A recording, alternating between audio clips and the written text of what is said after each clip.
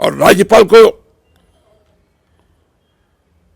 ये किसने कह दिया कि उनको पॉलिटिकल स्टेटमेंट देने का अधिकार है? ठप्पा लगा लीजिए, 10 साल यहां पर बीजेपी मुंह नहीं दिखाने लायक रहेगी। सरकार बेरोजगार बैठी है क्या?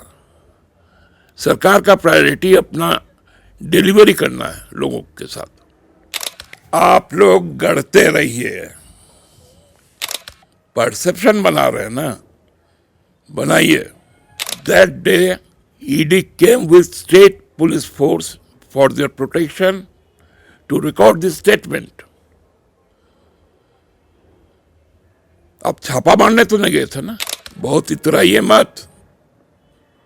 हम जमीन के साथ जुड़े हैं, हवा में, अखबार में और टीवी में नहीं है। जमीन हमारा है। तो गवर्नर साहब यदि भाजपा के कहे बातों को यदि दोहराएंगे तो क्या समझा जाए? क्या वो निष्पक्ष है? यही बोलता था एक जमाने में लोग कि महात्मा माझी अलग राज्य करेगा, मूलवासी आदिवासी को इतना ताकत हो गया है। जब कोयला ठप हुआ ना, सब अपना औकात पे आ गए थे। झारखंड इन दिनों गजीब और अजीबोगरीब स्थिति से गुजर रहा है। दरअसल नेता फोरकास्ट करने में लग गए हैं। सत्ता पक्ष और हो या विपक्ष भविष्यवाणी कर रहा है आने वाले दिन में। जहां सरकार सवाल पूछती है सीआरपीएफ से संबंधित, तो उसका जवाब बीजेपी का अपना तर्क होता है, गवर्नर का अपना।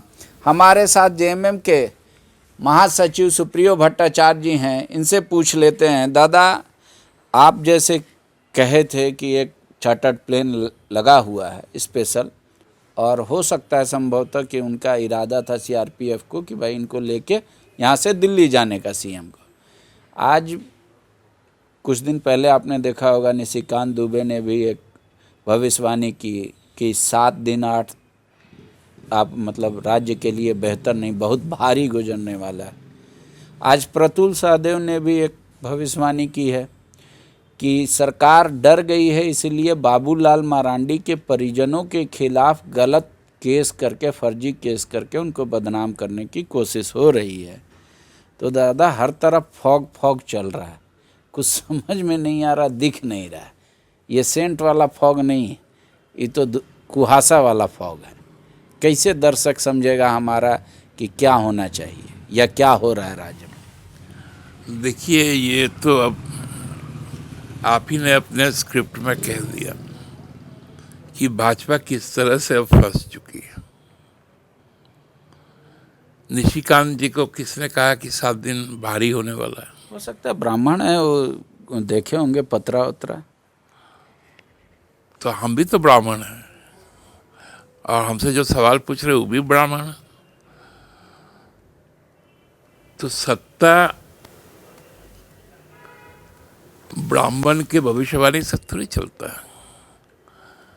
सत्ता तो लोगों के विश्वास से चलता है। तो इसलिए तो आप बताइए, प्रताप का ये भविष्यवाणी कहाँ से आया? वो कह रहे हैं उनके पास पुख्ता प्रमाण है कि सरकार आखिरी ताबूत का आखिरी किल ठोक रही है, कह रहे हैं फर्जी केस कर रही है।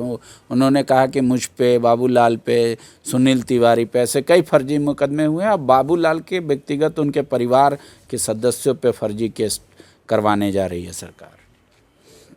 ये लोग मतलब अब किसी तरह छप जाए, किसी तरह चर्चा में रहे, किसी तरह लोगों के बीच में अपनी उपस्थिति दर्ज करवाएं, हर प्रयास कर रहे हैं। लेकिन मैं आपको बता दूं कि अभी मई में इनकी स्थिति बहुत खराब होने वाली है। ये भविष्यवाणी मेरा लिख लीजिए, जब लोकसभा का चुनाव होगा। लेकिन दादा, आपका चार्टर्ड प्लेन वाला भी वो लोग पचा नहीं पा रहे हैं। कह रहे हैं दादा तो इस तरीके का बयान देते नहीं, पता नहीं डर से ऐसा कहना शुरू कर दिए हैं। बोले ईडी का कोर्ट यहाँ पे है, ईडी का सब कुछ यहाँ पे है। दिल्ली ले जाते सीएम को किडनैप करके, ये कहाँ से कह दिया दादा? बोल रहे वो तबीयत शायद नासाज होगा आपका। तो मैं आपको एक चीज बताऊं, इनको बताइए कि कलकत्ता में भी सीबीआई का कोर्ट है। अभिषेक बनर्जी और उनकी पत्नी दिल्ली क्यों बुलाया जाता था? जब उन्होंने सुप्रीम कोर्ट जाकर कहा कि नहीं हम दिल्ली क्यों आएंगे, जबकि सीबीआई का सब कुछ, ईडी का, सॉरी, जब हमारा कोलकाता में ही है, तो हमको कोई यहीं आने बोलिए, हम तो भाग नहीं रहे हैं। तब जाके सुप्रीम कोर्ट ने जब कहा कि नहीं अब इनको दिल्ली मत बुलाइए, तो इनका तो इतिहास रहा है लोगों को किस प्रकार से प्रताड़ित किया जाए। आपने सरकार से मांग किया और तुरंत सरकार ने मतलब मजिस्ट्रेट ने एफआईआर दर्ज कराया, जांच हो रही है उस मामले की, जब सीआरपीएफ सीएम आवास में उतनी संख्या में पहुंचे थे। आज गवर्नर का बयान आया है कि ये जेएमएम की गलती थी, ये सरकार की गलती थी। इनको बताना चाहिए था कि वहाँ पे इतना भीड़ क्यों जुटा जेएमएम कार्यकर्ताओं का। ईडी के पास और क्या ऑप्शन था? सीआरपीएफ जाती, इसमें क्या गलती है? एफआईआर करना गलत है। देखिए, महामहिम बोले हैं, महामहिम को मालूम होना चाहिए कि उस राज्य के संवैधानिक प्रमुख हैं, गवर्नेंस उन्हीं के नाम पे चलता है। और अभी 9 तारीख को जब बजट सत्र आहूत होगा तो उनका जो अभिभाषण के साथ शुरू होगा,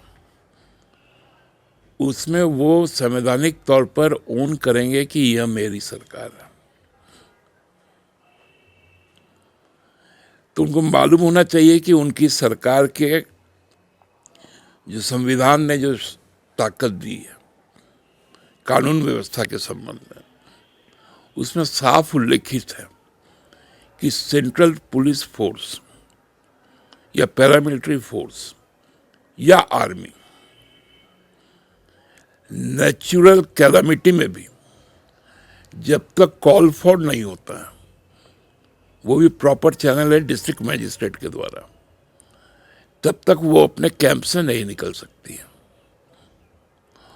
उनका मूवमेंट भी होगा तो स्टेट पुलिस के, स्टेट एडमिनिस्ट्रेशन के कोऑर्डिनेशन के साथ होगा, चाहे आर्मी का इंस्टॉलेशन में हो चाहे पैरामिलिट्री का हो।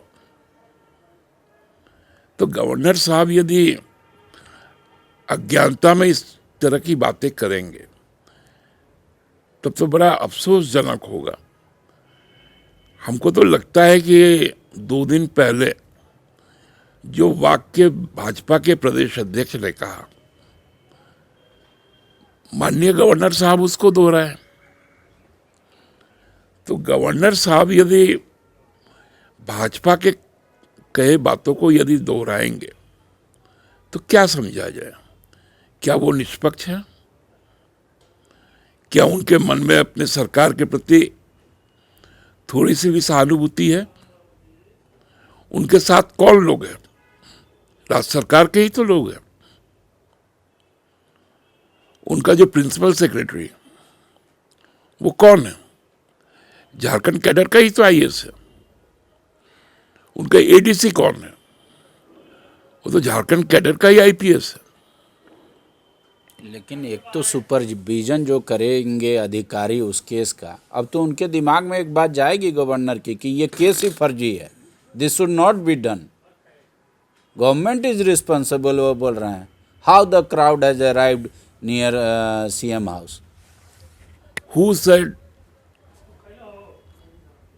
कि JMM had a call for their cadres to come over there? Spontaneous cadres have moved from their house to see how the central government and central agencies misleading the state without any evidence, without any transparent things, how they came. Where is the charges? ED has stated that I will come to record your statement. But you people making it ED had came for interrogation.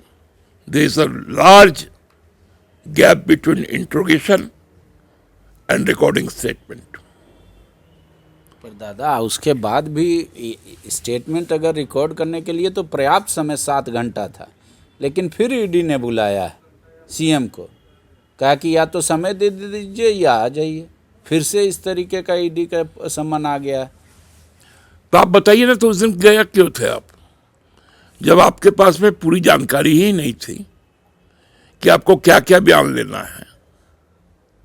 तो मजाक है क्या? सरकार बेरोजगार बैठी है क्या? सरकार का प्रायोरिटी अपना डिलीवरी करना है लोगों के साथ। आप इस तरह से ट्रबलेंस पैदा कीजिएगा गवर्नेंस में, तो वो मानने को हम बाध्य हो रही हैं। एक तर्क ये भी आ रहा है दादा कि ईडी के अधिकारियों से सीआरपीएफ वाले ये नहीं पूछ सकते कि उनको कहाँ ले जाया जा रहा है, बस उनको कितना फोर्स चाहिए, कहाँ चाहिए, कहते हैं वो जहाँ मांगते हैं हम उनको दे देते हैं। और ईडी कह रही है कि हमारा ये क्षेत्राधिकार है, हम लोकल डिस्ट्रिक्ट एडमिनिस्ट्रेशन को, लोकल थाने को, एसपी को हम नहीं बताते कि हम अपना मूवमेंट कहाँ करेंगे, क्या करेंगे, नहीं करेंगे। इसलिए हमको बाउंड नहीं था कि डीसी को ही बता के पूछ के जाएं कि इतना फोर्स लेकर आ रहे हैं, नहीं आ रहे हैं। देखिए, ये तो मूर्खता का सवाल है। ईडी ने तो सुरक्षा मांगी थी, उसी पे स्टेट गवर्नमेंट ने 2000 पुलिस फोर्स डिप्लॉय किए थे। ईडी रेड करने जाएगी तो स्टेट पुलिस को नहीं बताएगी। That was not a raid. That day, ED came with state police force for their protection to record this statement. आप छापा मारने तो नहीं गए थे ना, तो आपके साथ क्यों सीआरपीएफ जाएगा? राज्य सरकार से आपने सुरक्षा मांगा, राज्य सरकार ने आपको सुरक्षा दिया। आप बताइए आपके साथ में कौन सा दुर्व्यवहार हुआ? किन्हीं ने आपको एक भी शब्द कहा है क्या? और राज्यपाल को ये किसने कह दिया कि उनको पॉलिटिकल स्टेटमेंट देने का अधिकार है? क्या भाजपा के स्टेटमेंट को आप सर्टिफाई कर रहे हैं? ये सही चीजें नहीं।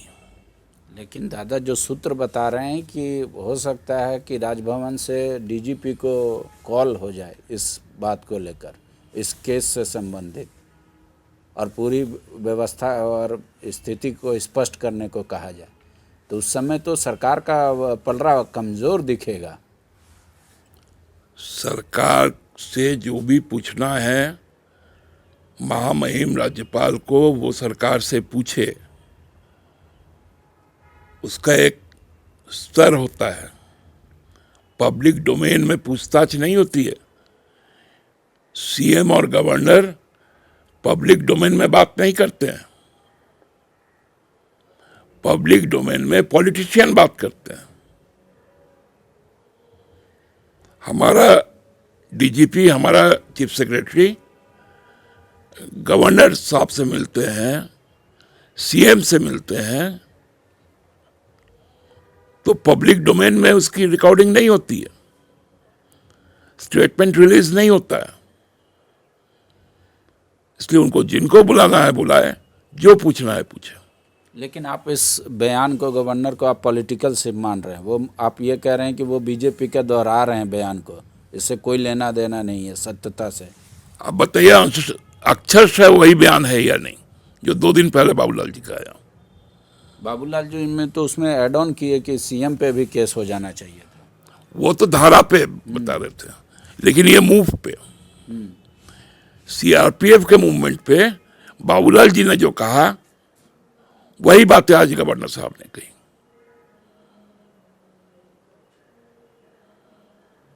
सत्य क्या है ये तो पता नहीं अभी कि भाई सीआरपीएफ को अचानक क्यों बुलाया गया, फिर क्यों छोड़ा गया। आप कह रहे हैं कि जब पर्याप्त सुरक्षा थी तो सीआरपीएफ की ज़रूरत क्यों थी, वो रेड नहीं था, वो सिर्फ बयान दर्ज करने का मामला था। लेकिन दादा इस राज्य का जो बन रहा है एक परसेप्शन दूसरे राज्यों में कि governor versus state, state versus central, वो तो बुरा जाएगा आप ही के प्रति, क्योंकि आपकी सरकार है। कहेंगे कि आप उस तरीके से नहीं चला पा रहे हैं। आप लोग गढ़ते रहिए, जो काम यहां हो रहा है ठप्पा लगा लीजिए। 10 साल यहां पर बीजेपी मुंह नहीं दिखाने लायक रहेगी। परसेप्शन बना रहे हैं ना, बनाइए। यही बोलता था एक जमाने में लोग कि महात्मा माझी अलग राज्य करेगा, मूलवासी आदिवासी को इतना ताकत हो गया है। जब कोयला ठप हुआ ना, सब अपना औकात पे आ गए थे। बहुत इतराइए मत, हम जमीन के साथ जुड़े हैं, हवा में, अखबार में और टीवी में नहीं है। जमीन हमारा है। शुक्रिया। तो जेएमएम का मानना है कि परसेप्शन कुछ भी बनाने की कोशिश हो, चाहे उसमें मीडिया का यूज़ लिया जाए या नेताओं का बयान, कह रहे हैं हम धरातल पर हैं और धरातल की हकीकत यही है कि गवर्नर उन्हीं बयानों को दोहरा रहे हैं जो भाजपा कह रही है, जो भाजपा के प्रदेश अध्यक्ष कह रहे हैं, जो सत्य नहीं है। कह रहे हैं वहाँ उस दिन सचमुच कुछ करने का इरादा लेकर ही ईडी सीआरपीएफ को उतनी संख्या में बुलाई थी, जिसका जवाब देना होगा। अब वो जो केस हुआ जेएमएम कह रही है वो सही है, उसकी जांच होनी चाहिए, और गवर्नर कह रहे हैं कि वो केस ही गलत है। जेएमएम और वो कह रहे हैं कि सरकार को बताना चाहिए कि वहाँ कैसे लोग इतने जुटे। देखिए अब क्या होता है, क्या ये लड़ाई और आगे बढ़ेगी या फिर जो नेताओं के भविष्यवाणी हैं वही सत्य होगा। शुक्रिया। TheFollowUp.in. Like, share, and subscribe.